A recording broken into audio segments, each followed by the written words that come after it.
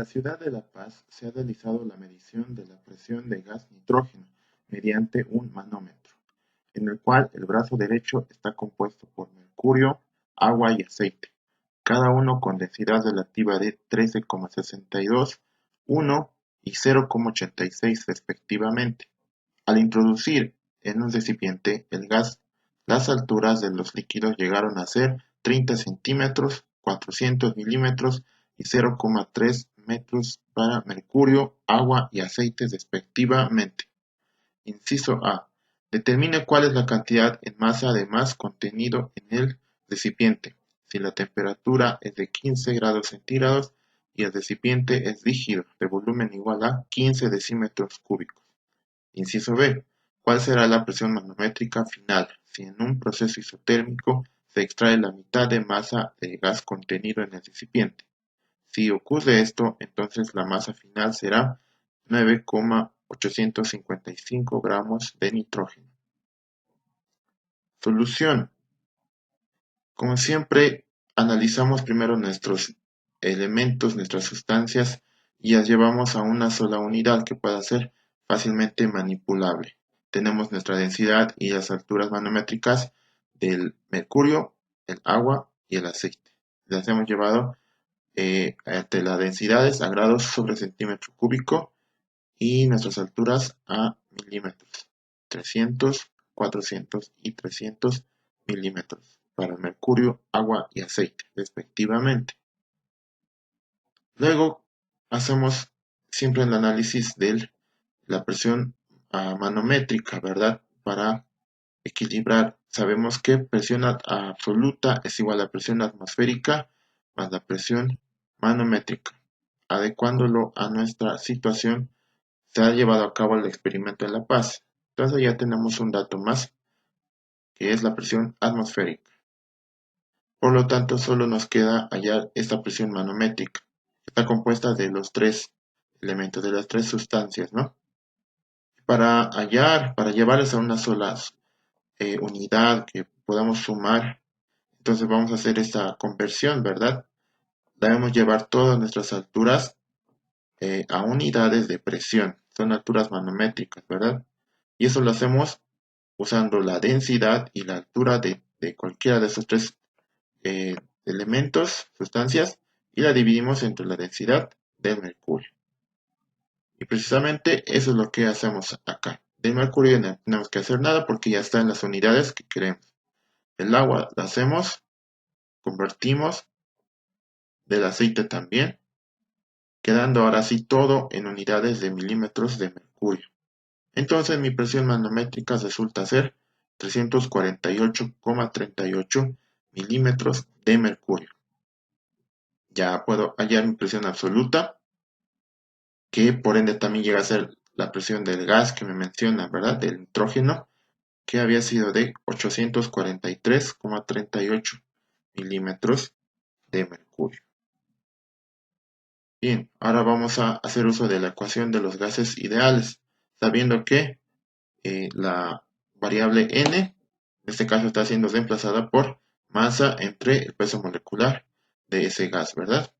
Entonces lo que vamos a hallar es masa, ¿sí? La masa de nuestro gas nitrógeno. Para nuestro gas entonces decimos la masa es igual a la presión por volumen por su peso molecular entre la constante R y la temperatura, la única temperatura que me han dado. Mi dato de volumen también lo he llevado a unidades que sean más conocidas, litro, y mi temperatura de igual manera, a Kelvin, de 15 grados Celsius o centígrados a 288 Kelvin. Entonces ya tengo todo y reemplazo entonces para hallar mi masa del nitrógeno, que resulta ser 19,71 gramos. Y esa es la respuesta de mi inciso A. Bien, para el inciso B tenemos un cambio, ¿sí? En nuestro brazo manométrico debido a un proceso isotérmico, ¿no? Entonces también hay un cambio en nuestra masa. ¿Está bien? Entonces vuelvo a aplicar esta ecuación de los gases. el volumen no va a cambiar la presión. ¿Está bien? La presión va a ser mayor en el nuevo estado que nos menciona. ¿Sí? Entonces, ¿cómo llego a obtener la masa nueva, ¿no? Del nitrógeno? Decimos que va a ser igual a la primera masa que hallamos entre 2. ¿Sí?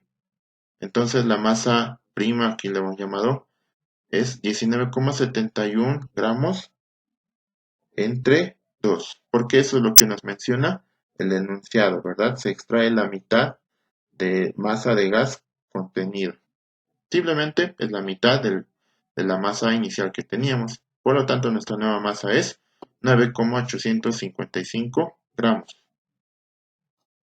Bien, ya tenemos una nueva masa y lo demás se mantiene. Entonces, hallamos la nueva presión, que debería ser mayor a la que hemos hallado en un inicio. ¿Sí?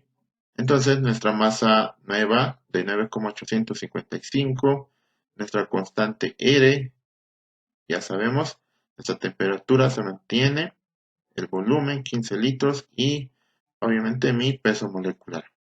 Y entonces mi nueva presión para el gas nitrógeno había sido 421,68 milímetros de mercurio.